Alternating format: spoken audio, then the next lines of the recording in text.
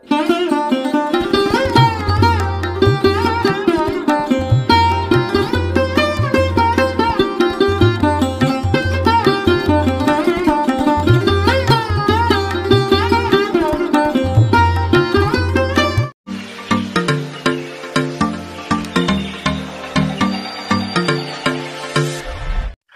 అండి, welcome back to my channel. ఈరోజు నేను ఈ వీడియోలో మేము వెళ్ళిన ఒక 1 డే రిలీజియస్ ట్రిప్ బెంగళూరు నుంచి ధర్మస్థల అలాగే కుక్కే సుబ్రహ్మణ్య టెంపుల్కి అయితే వెళ్ళాము. ఆ డీటెయిల్స్ అయితే షేర్ చేస్తున్నాను. చాలా ఎర్లీగా అయితే స్టార్ట్ అయ్యాము, 4:30కి అట్లాగా. ఒక మంచి సీన్ అయితే కనిపించింది మార్నింగే. ఆ పెద్దవాడిని వాళ్ళ హస్బెండ్ అయితే వాకింగ్ చేస్తున్నారు అనమాట.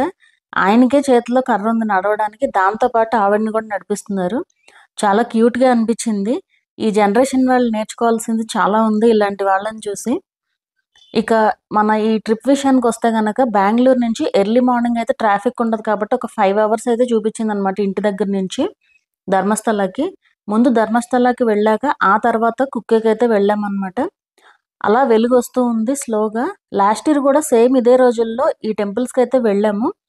అలాగే అప్పుడు వెళ్ళినప్పుడు అయితే ధర్మస్థల కుక్కేతో పాటు ఉడిపి, మురుదేశ్వర్, గోకర్ణ కూడా వెళ్ళాము. ఆ వీడియో కూడా ఉంది మన ఛానల్లో చూడండి. సో ఆ ట్రిప్కి వెళ్ళినప్పుడు ఒక హోటల్ దగ్గర అయితే ఆగామన్నమాట బ్రేక్ఫాస్ట్ కోసం. అప్పుడు బాగుందనిపించింది, అప్పట్లో కొత్తగా పెట్టారు దాన్ని, అందుకే మళ్ళీ అక్కడే అయితే ఆగామన్నమాట. సో ఇదే ఆ హోటల్. ఇది వచ్చేసి హాసన్ దాటినాకైతే ఉంటుంది. బెంగళూరు నుంచి ధర్మస్థల వెళ్ళే దారిలో హాసన్ దాటినాకైతే ఉంటుంది. సో అక్కడైతే బ్రేక్ఫాస్ట్ చేసేసి మళ్ళీ అయితే స్టార్ట్ అయిపోయాము. యాక్చువల్గా ఇది దాటిన తర్వాత మొత్తం అంతా కూడా ఘాట్ రోడ్ అయితే ఉంటుంది. అక్కడ డబల్ రోడ్స్ అయితే వేస్తున్నారు. అది కనుక వస్తే ఇంకా చాలా టైం అయితే తగ్గిపోతుంది ధర్మస్థలానికి కుక్కే వెళ్ళడానికి కూడా. రోడ్డు మాత్రం మొత్తం బాగుంటుంది, కాకపోతే కొన్ని చోట్ల సింగిల్ రోడ్స్ అయితే ఉంటాయి. కొంచెం చూసుకుని కేర్ఫుల్గా వెళ్ళాలి, ఘాట్ రోడ్ కాబట్టి. అలా ఫస్ట్ మేము ధర్మస్థల టెంపుల్కి రీచ్ అయ్యేసరికి అయితే 10:15 అయితే అయ్యిందనమాట. ఈ జర్నీ అంతా కూడా మంచి వ్యూస్తో, మంచి గ్రీనరీతో చాలా బాగుంటుంది. అలా మొత్తానికి ధర్మస్థల టెంపుల్ దగ్గరలోకి అయితే వచ్చేసాము. సో ఇక్కడ నుంచి కొంచెం చిన్న రోడ్ అయితే ఉంటుంది అనమాట. కొంచెం టైం ఎక్కువ పడుతుంది. ఇక్కడ నుంచి డిస్టెన్స్ తక్కువైనా కానీ టైం అయితే ఎక్కువ పడుతుంది అనమాట. సో అలా మొత్తానికి మంజునాథ స్వామి టెంపుల్ దగ్గరికి అయితే వచ్చేసాము.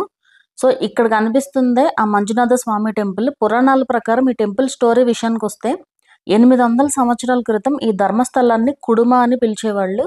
ఇక్కడ జైన అధిపతి అయిన బీర్మన పేర్గడే అనే ఆయన, అలాగే ఆయన భార్య అమ్ము బలాల్తి ఈ ఇంట్లో అయితే ఉండేవాళ్ళు అనమాట. ఇది వచ్చేసి ఇల్లు చూడడానికి టెంపుల్ లాగా కూడా ఉండదన్నమాట. ఇది వీళ్ళ కుటుంబానికి చాలా మంచి పేరైతే ఉంది. ఎవరికైనా సహాయం చేయాలన్నా, ఆతిథ్యం ఇవ్వాలన్నా కూడా వీళ్ళైతే ముందుండేవాళ్ళు అనమాట. ధర్మ సంరక్షక దేవదూతలు మానవ రూపాలను ధరించి ధర్మాన్ని ఆచరించి కొనసాగించగల స్థలాన్ని వెతుకుతూ ఈ పేర్గాడి ఇంటికైతే వచ్చారట. వారిని ఈ భార్యాభర్తలు ఇద్దరు కూడా అన్ని సంపదలతో మరియు గొప్ప గౌరవంతో అయితే ఆతిథ్యం ఇచ్చారట. వారి నిజాయితీకి మెచ్చుకొని సంతోషించి ఆ రాత్రి ధర్మదైవాలు వీరికి కలలో కనిపించి దైవ పూజ కోసం తమ ఇంటిని ఖాళీ చేయమని, అలాగే వారి జీవితాన్ని ధర్మ ప్రచారానికి అంకితం చేయాలని అయితే ఆదేశించారట.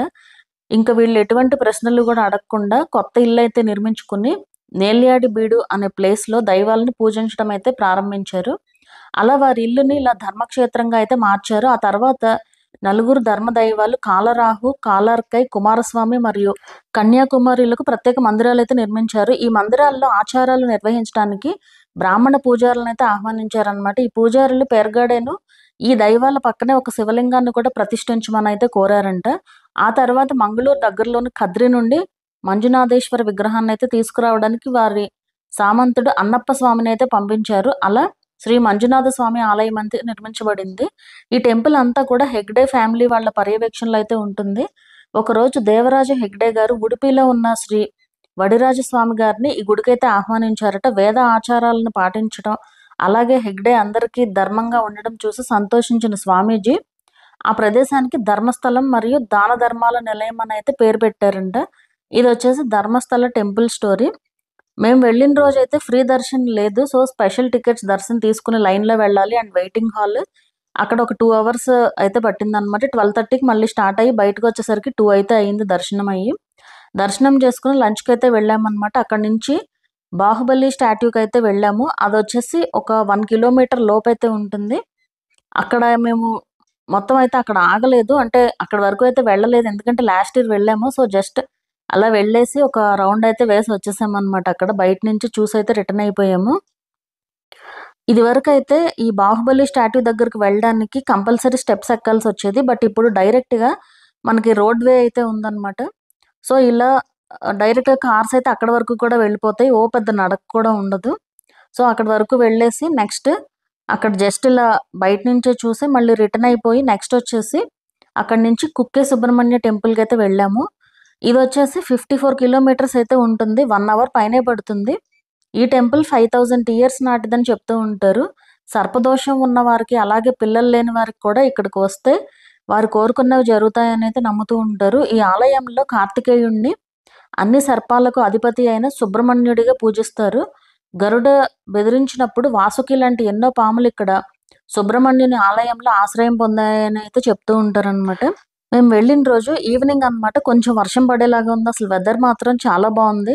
ఈ టెంపుల్ ఇట్లా ఫ్రంట్ నుంచి చూస్తూ బ్యాక్ సైడ్‌లో అట్లా కొండ అది అంతా గూడా అసలు వెదర్‌లో చాలా బాగుందనమాట. అండ్ మేము వెళ్ళిన రోజైతే ఏదో పెర్ఫార్మన్స్ అయితే జరుగుతుందక్కడ. అలాగే దర్శనం గూడా చాలా ఫాస్ట్‌గా అయిపోయింది. జస్ట్ ఒక 15-20 మినిట్స్‌లోనే అయిపోయింది దర్శనం గూడా. అలాగే ఇక్కడ మళ్ళీ 5:30కి అయితే స్టార్ట్ అయిపోయామన్నమాట రిటర్న్ బెంగుళూరు వెళ్ళడానికి. 5:30 కల్లా బయటకొచ్చేసాము టెంపుల్‌లో నుంచి. అలా ఇంటికి రీచ్ అయ్యేసరికి 11:30 అయితే అయ్యింది. మధ్యలోనే డిన్నర్ గూడా చేసేసామన్నమాట. ఒక 1 అవర్ అయితే పోయిందక్కడ. సో, ఇలా మా రిలీజియస్ ట్రిప్ కుక్కే ధర్మస్థల ట్రిప్ అయితే కంప్లీట్ అయిపోయింది. అండ్ వెదర్ మాత్రం చాలా బాగుందండి ఆ రోజు ఈవినింగ్. అండ్ ఘాట్ రోడ్ వచ్చేసి వెలుగుండగానే రీచ్ అయిపోవాలి అనేసి కరెక్ట్‌గా ఒక 7:30కి అట్లా ఈ ఘాట్ రోడ్ అయితే దాటేసామన్నమాట. ఇంకా తర్వాత నుంచి మొత్తం హైవేనే ఉంటుంది. సో, ఈ వీడియో ఎలా అనిపించిందనేది నాకు కింద కామెంట్ చేయండి. వీడియో నచ్చితే లైక్ చేయండి.